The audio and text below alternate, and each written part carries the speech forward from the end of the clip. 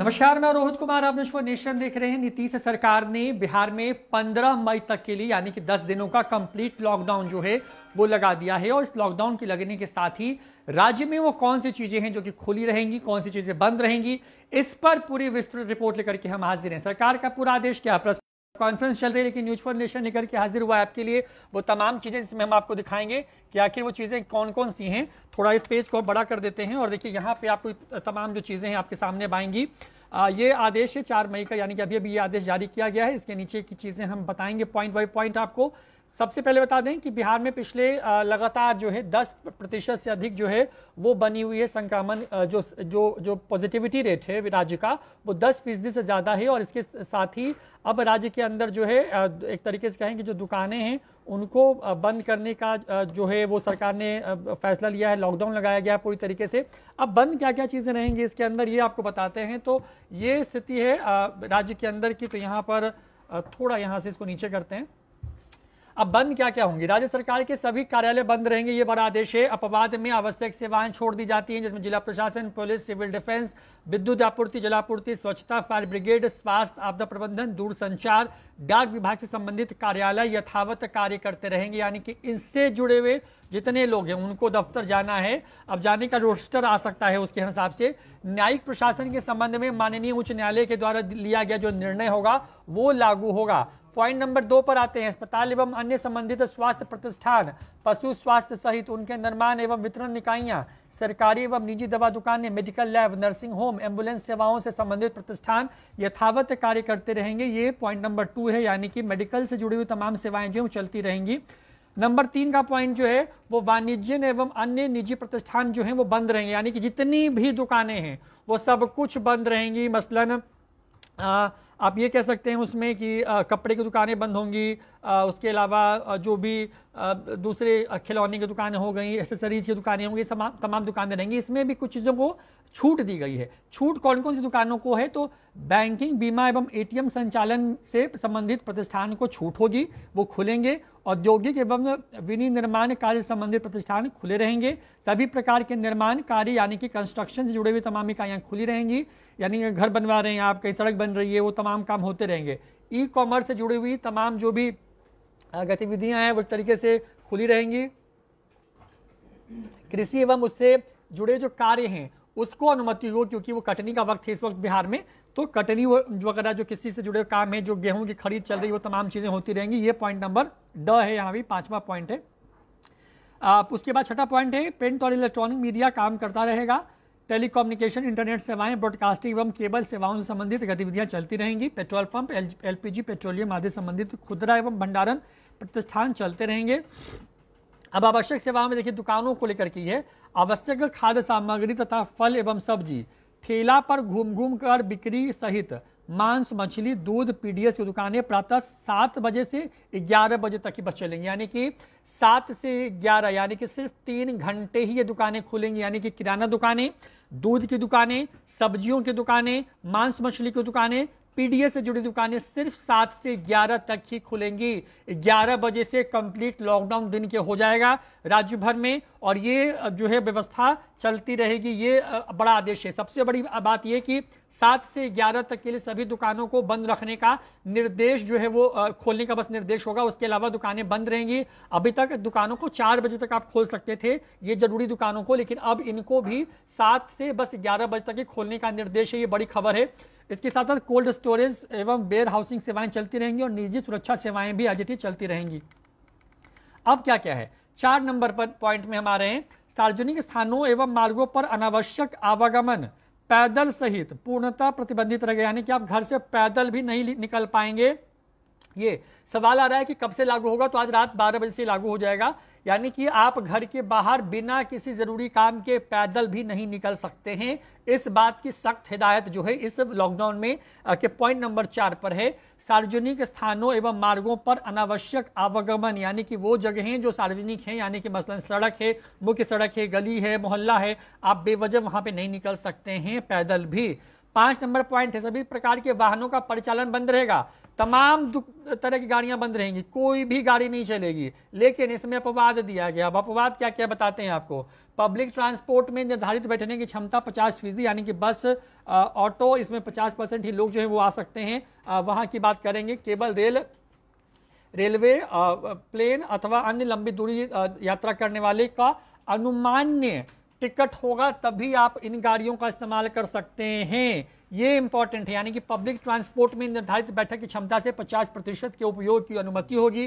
केवल रेल, वायुयान अथवा अन्य लंबी दूरी यात्रा करने वालों तथा अनुमान्य सेवाओं से संबंधित व्यक्तियों को ही सार्वजनिक परिवहन के उपयोग की अनुमति होगी। यानी कि गाड़ियां, निजी गाड़ियां तो बंद ही रहेंगी पूरी तरीके से राज्य भर के अंदर में, लेकिन जो पब्लिक ट्रांसपोर्ट है वो 50% लोगों के साथ काम तो करेगा। लेकिन यहाँ पे बड़ी बात यह है कि उनको रेलवे का, प्लेन का ये टिकट होना चाहिए, या जरूरी अनुमान्य सेवाएं, यानी कि ऊपर में जो सेवाएं लिखी थी उन सेवाओं में से कोई एक सेवा होगी तभी आप जा सकते हैं। ये बड़ी खबर है।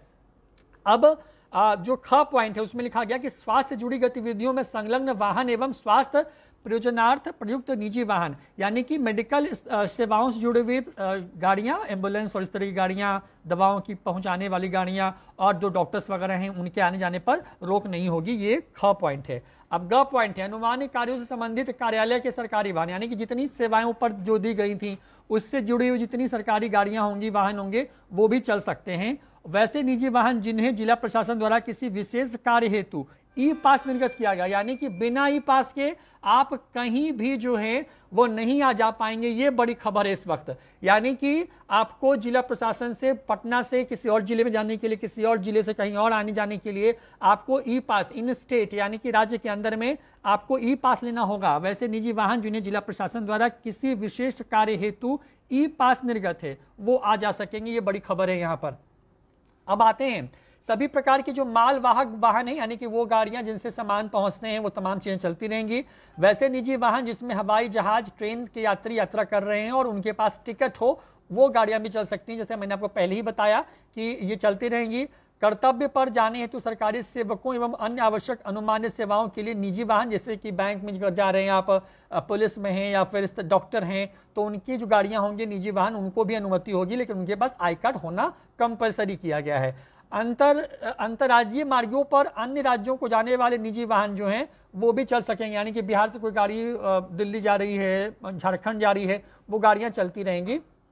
अब 6 नंबर पॉइंट जो इंपॉर्टेंट पॉइंट है, जो कि पहले से जहां पे बंदिशें थी, वो पॉइंट है सभी स्कूल, कॉलेज, कोचिंग संस्थान, ट्रेनिंग एवं अन्य शैक्षणिक संस्थान बंद रहेंगे। इस अवधि में राज्य सरकार के विद्यालय एवं विश्वविद्यालय द्वारा किसी भी तरह की परीक्षाएं नहीं ली जाएंगी। पॉइंट नंबर 6 कहता है। 7 नंबर पॉइंट कहता है कि रेस्टोरेंट एवं खाने की दुकानें बंद रहेंगी। इनका संचालन केवल होम डिलीवरी के लिए प्रातः 9 से रात्रि 9 बजे तक अनुमान्य होगा। राष्ट्रीय राजमार्गों पर स्थित ढाबे टेक होम के आधार पर काम कर सकते हैं, यानी कि ढाबे में भी आप बैठ के नहीं खा सकते हैं, वहां पर भी सिर्फ टेक अवे सर्विसेज जो है वो चलती रहेंगी।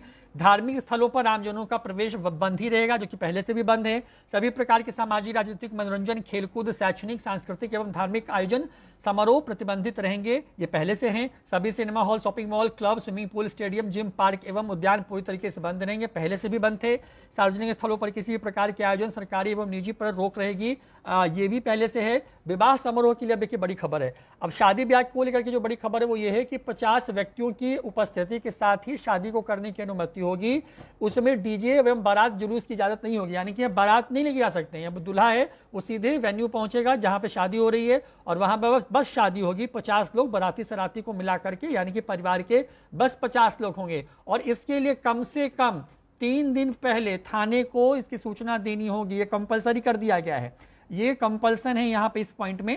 शादी ब्याह में अधिकतम 50 व्यक्तियों की उपस्थिति के साथ आयोजित किए जा सकते हैं, किंतु उनमें डीजे एवं बारात जुलूस की इजाजत नहीं होगी। विवाह की पूर्व सूचना स्थानीय थाने को कम से कम 3 दिन पहले देनी होगी। अंतिम संस्कार, श्राद्ध कार्यक्रम के लिए 20 व्यक्तियों की अधिकतम सीमा पहले से जो तय थी उस सीमा पर ही आपको चलना होगा।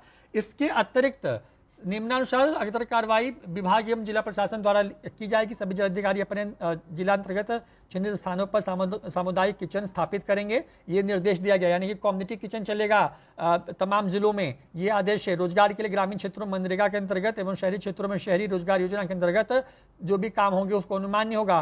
सभी राशन कार्ड को मई माह में राशन की प्राप्ति है तो किसी राशि का भुगतान नहीं करना होगा, उक्त राशि का वहन राज्य सरकार द्वारा किया जाएगा।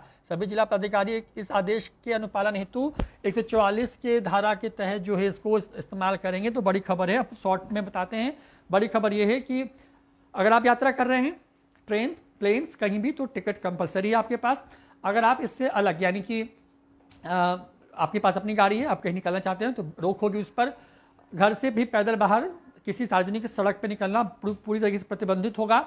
इसके साथ साथ तमाम जो चीज़ें पहले से बंद थी वो बंद रहेंगी। दुकानें जो पहले खुल रही थी सुबह से शाम के 4 बजे तक, वो अब 7 से 11 बजे तक ही खुलेंगी। सभी जरूरी दुकानें, उसमें दूध की भी दुकानें शामिल हैं।